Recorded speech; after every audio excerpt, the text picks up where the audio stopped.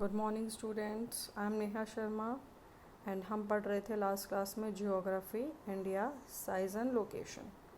So let us have some quick recap of the chapter जो हमने last में पढ़ा.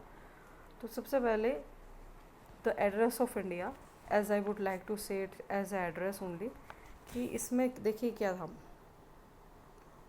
इंडिया जो था एक्सटेंड करता है 8°4 नॉर्थ से लेकर के 37°6 नॉर्थ तक. ये इसके लैटिट्यूड्स हैं. लॉन्जिट्यूड्स की बात करें तो 68°7 east and 97°25 east. Got it. अब हमारा जो वेस्ट साइड है, वेस्ट साइड में जो वाटर बॉडी जो कवर करती है वेस्ट इंडिया को, it is Arabian sea. And east India को जो वाटर बॉडी कवर करती है, it is bay of Bengal. और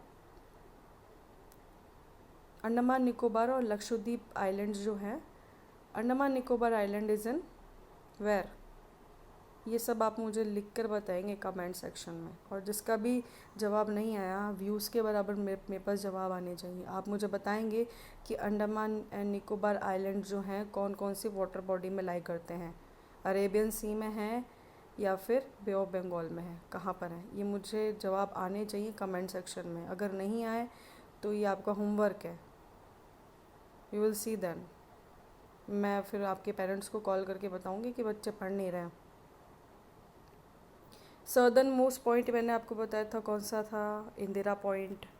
इंडिया का एरिया क्या था, 3.28 मिलियन स्क्वायर किलोमीटर. ये इंडिया का एरिया है.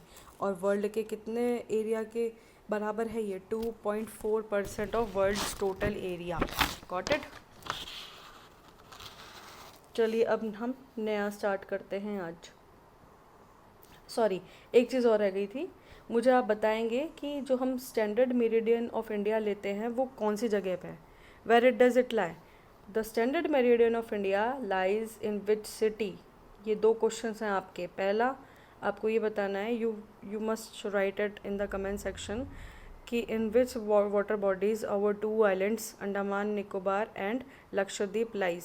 Second question is, in which city standard meridian of India passes. You have to write these two answers positively. जितने व्यूज़ आएंगे ना वीडियो पे उतने मेरे को जवाब मिलने चाहिए. अगर नहीं आए it means you are not learning, you are not listening also. बस एक बार वीडियो को हल्का सा चला के बंद कर देते हैं, इसका मतलब यही होता है. So be a good children and do the homework. अब हम आगे से स्टार्ट करते हैं. ये देखिए, the Indian landmass has a central location between the East and the West Asia. India is southward extension of the Asian continent. The trans-Indian ocean routes which connect the countries of Europe in the west and the countries of East Asia provide a strategic central location to India. अब India की जो central location है east India में, कैसे, because ये एक तरीके का बिजनेस हब है.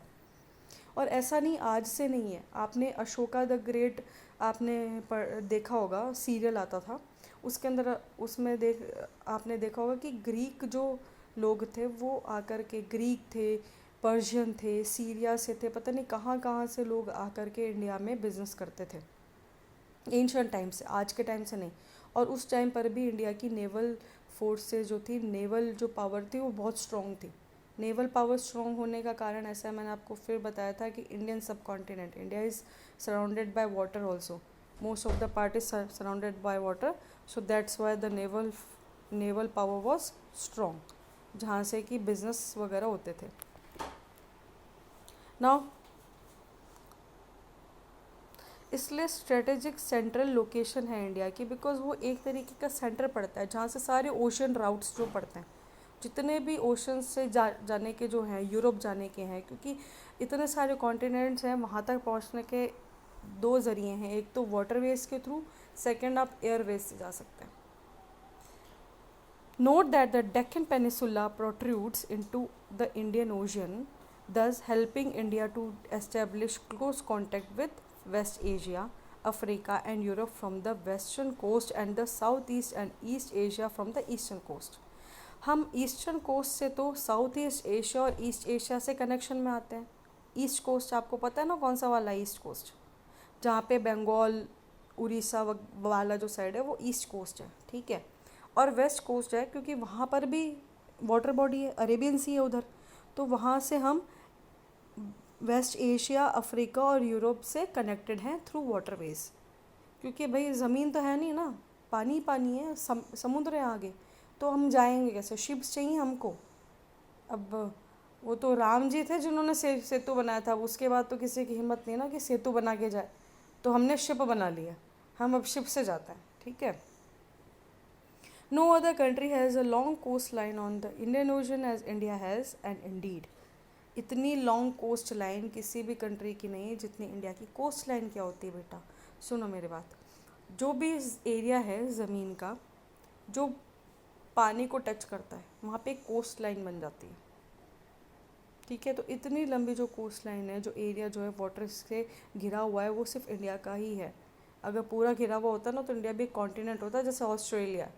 लेकिन इंडियन सब कॉन्टिनेंट कहा जाता है बिकॉज महाराष्ट्र से ऊपर जब हम जाते हैं तो वाटर जैसे जैसे ऊपर जाते हैं तो वाटर ख़त्म होकर और लैंड से कवर्ड है पूरा एरिया, हिमालयाज आ जाते हैं ऊपर।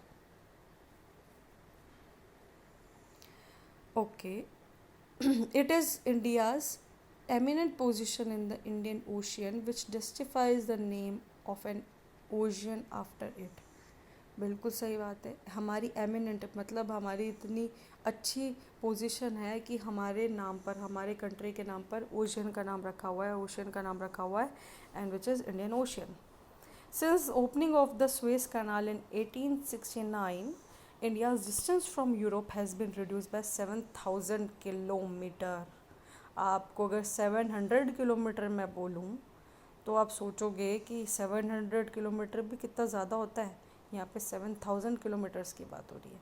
तो जब से स्वेज कैनाल बनी उसके बाद क्या हुआ कि इंडिया का जो यूरोप जाने में जो हमको डिस्टेंस लगता था उसमें 7,000 किलोमीटर कम कर लीजिए, इतना डिस्टेंस स्वेज कैनाल के बनने से ख़त्म हो गया। और Suez canal was formed in 1869। Okay, अब ये तो आपने देखा ही था, ये इंडिया का मैप है, ये देखिए ऊपर ये जितना भी ये ग्रीन कलर है ये सब लैंड है, ठीक है। और नीचे ये ब्लू है, वेस्ट साइड में हमारे अरेबियन सी है, ईस्ट साइड में हमारे बे ऑफ बंगाल हैं, ये स्टैंडर्ड मेरिडियन लाइन है, डॉटेड लाइन जो नॉर्थ टू साउथ जा रही है, ओके। हमारे पड़ोसी हैं Nepal, Bhutan, Bangladesh, Myanmar. From the east side Nepal है ना, नेपाल, बांग्लादेश, म्यांमार एंड भूटान, ये ईस्ट में पड़ रहे हैं। और वेस्ट साइड में हमारे पड़ोसी हैं पाकिस्तान, और साउथ में श्रीलंका। अब ये मैप देखिए आप, ये पिक्चर देखिए, इसमें ये स्केल में देखिए जो सिंपल लाइन है वो एयर राउट्स के लिए, और जो डॉटेड लाइन है वो सी राउट्स के लिए। तो यहाँ पे इंडिया से आप देखिए कहाँ कहाँ पे, इराक, ईरान, टर्की, उससे भी आगे फिर पाकिस्तान भी है हमारे एयर राउट्स। साउथ में देखिए कहाँ कहाँ पे, Singapore, Malaysia, Australia, Indonesia, Bangkok, Thailand, Myanmar, Tokyo, ये सारी जगह हमारे एयर राउट्स हैं। और सी राउट्स तो पूछिए मत, सी राउट्स तो देखिए पूरा यूरोप, ये यूरोप की तरफ भी जाएगा सी राउट। और ये देखिए यहाँ पे ये अफ्रीका में लीबिया, इजिप्ट, सूडान वगैरह पता नहीं कहाँ कहाँ हमारे, मतलब पूरा अफ्रीका, आप मानो कि हम पूरे अफ्रीका में ट्रैवल कर सकते हैं थ्रू वाटर वेज। फिर ये सिंगापुर, मलेशिया, यहाँ पर भी वाटर वेज है, देखिए फिलीपींस, जापान, इंडोनेशिया, मलेशिया, यहाँ सारी जगह वाटर रूट्स भी है और एयर रूट्स भी हैं। India's contacts with the world have continued through ages, but her relationships through the land routes are much older than her maritime contacts। मैंने अभी जस्ट थोड़ी देर पहले आपको बताया था अशोका द ग्रेट के टाइम से। ऐसा नहीं है कि अभी अभी हमारे रिलेशनशिप जो हैं इन कंट्रीज़ के साथ डेवलप हुए हैं। इवन इंडिया जो था वो इतना सा था भी नहीं। ये जितने भी मैंने आइलैंड्स के नाम लिए थे ना, इंडोनेशिया, सिंगापुर, मलेशिया, ये सब इंडिया का ही पार्ट थे। एंशिएंट इंडिया में ग्रेटर इंडिया बोला जाता था इसको, ठीक है। लेकिन धीरे धीरे बाद में क्या हुआ, जैसे जैसे इन्वेडर्स आए उन्होंने ये ज़मीन हथियानी शुरू कर ली, एरियाज़ हमसे छीनने शुरू कर लिए, इसलिए जो आज में प्रेजेंट पार्ट हम देखते हैं इंडिया के, ये तो बहुत छोटा पार्ट है। इवन पाकिस्तान, अफ़गानिस्तान और इराक, ईरान के भी कुछ पार्ट्स इंडिया में आते थे, इंडिया ही था वो पहले। लेकिन अब जब हम नए कॉन्टेक्स्ट में बात करते हैं तो it is very small area we have now.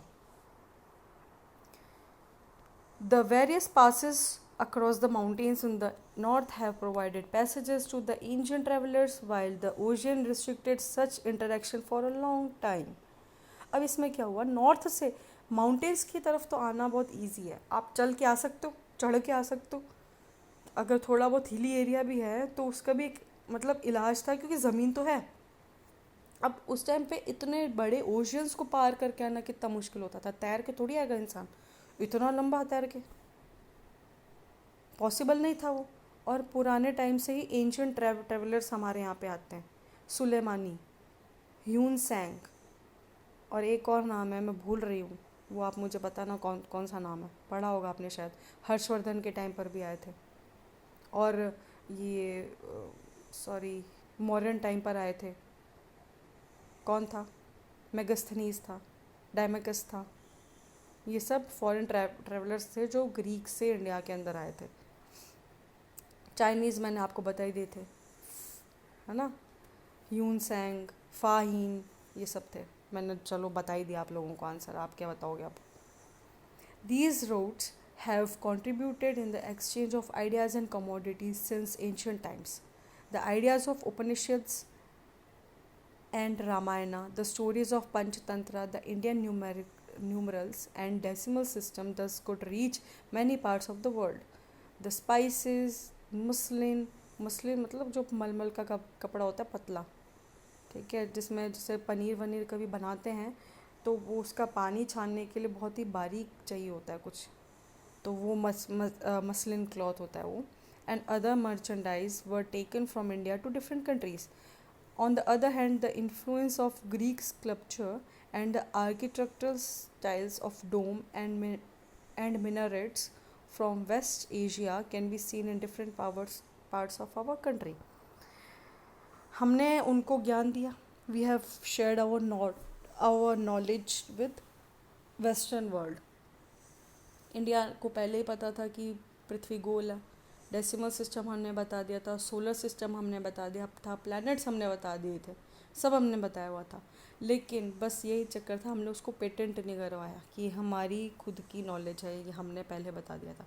बाद में जितने भी वेस्टर्नर्स जो एस्ट्रोलॉजर्स आए, पता नहीं कौन कौन, उन सब ने उसके ऊपर अपना नाम दे दे के अपना ठप्पा लगा दिया कि ये हमारा दिया हुआ है डिस्कवरी, हमने इन्वेंट किया है, ठीक है। जबकि इंडिया के पास ये नॉलेज एंशिएंट टाइम से थी, जब वो लोग पता नहीं कैसे जीवन जी रहे होंगे, लेकिन हम तब बहुत सभ्य होते थे। अब यहाँ पे आइडियाज़ आए उपनिषद, रामायणास एंड स्टोरीज ऑफ पंचतंत्र। ये सब के आइडियाज़ जो थे वो ऐसा नहीं कि सिर्फ इंडिया तक ही थे, बाहर तक भी थे। प्रधानमंत्री जी जब हमारे कहीं पर भी एशियन कंट्रीज़ में, स्पेशली हांगकांग, सिंगापुर, ये जो इंडोनेशिया जैसे जो आइलैंड्स हैं वहाँ पर भी जाते हैं, तब क्या होता है कि आप देखना वहाँ पे कुछ सांस्कृतिक कार्यक्रम होते हैं, कुछ एक्टिविटीज़ होती हैं जहाँ पर अभी भी रामायण एंड महाभारत जो स्टेज पे एज अ शो करके दिखाया गया, क्योंकि वहाँ तक भी इंडियन रूलर्स थे वहाँ पे। और एक चोला डायनेस्टी के किंग थे राजा राम सेकंड, वो तो ऑस्ट्रेलिया तक उन्होंने जीता था, इतना वो मतलब पराक्रमी थे, इतने वो ब्रेव थे। और हमने विदेश से क्या लिया, हमने यहाँ से मसाले, मलमल के कपड़े, जैम्स जो थे वो हम एक्सपोर्ट करते थे। और ग्रीक स्टाइल से हमने सीखा मिनारेट्स बनाना, आर्किटेक्चरल स्टाइल सीखी हमने, डोम्स बनाने सीखे। अब अशोका के टाइम पे पिलर्स होते थे, वो पिलर स्टाइल कहाँ से आया, वो पिलर स्टाइल हमने ग्रीक से सीखा। जो अशोका द ग्रेट थे उन्होंने अपने पिलर्स बनाए, जो स्तंभ थे, स्तूपास थे, वो उन्होंने बनाया और उसके ऊपर इंस्क्रिप्शंस लिखे उन्होंने स्तूपास पे, जो उनके जो क्या कहते हैं मैसेजेस थे सिटीजन्स के लिए, वो उन्होंने उधर लिखे थे। तो कहाँ से आइडिया, कहाँ से उन्होंने लिया, यहीं से लिया। इवन आप कुछ खाते भी हैं, जैसे मैं अब आपको एक बहुत फ़नी बात बताती हूँ, समोसा आप लोग खाते हैं ना, तो ये समोसा जो ये इंडियन डिश नहीं है, it is from middle east, Iraq Iran वगैरह कहीं जगह से ये खाने का ये स्टाइल आया है हमारे इंडिया में। बिकॉज़ हमारे इंडिया में बहुत टाइप के अलग अलग कल्चर के जो किंग्स थे उन्होंने राज किया, तो उनका जो एक्सचेंज तो अपने आप हो गई ना। अगर हम साथ में रह रहे हैं इतने टाइम से, तो खाने पीने का एक्सचेंज, हमारे जो रीति रिवाज हैं उनमें एक्सचेंज होता है, बिल्कुल होता है। भाषा में होता है। उर्दू उर्दू जो भाषा है वो फ़ारसी और हिंदी जो है ना उसका मिक्सचर है। लिखा उसमें जाता है लेकिन बोली में आपको हिंदी इसमें आती है। ठीक है, तो ये भी एक नई बात होगी शायद आपके लिए। सो आज तक हम इतना ही पढ़ेंगे। नेक्स्ट क्लास में हम इंडियाज़ नेबर पढ़ेंगे, जो भी आस पड़ोसी हैं हमारे। ठीक है, थैंक यू सो मच, और please like share and comment, subscribe to my channel. Thank you all.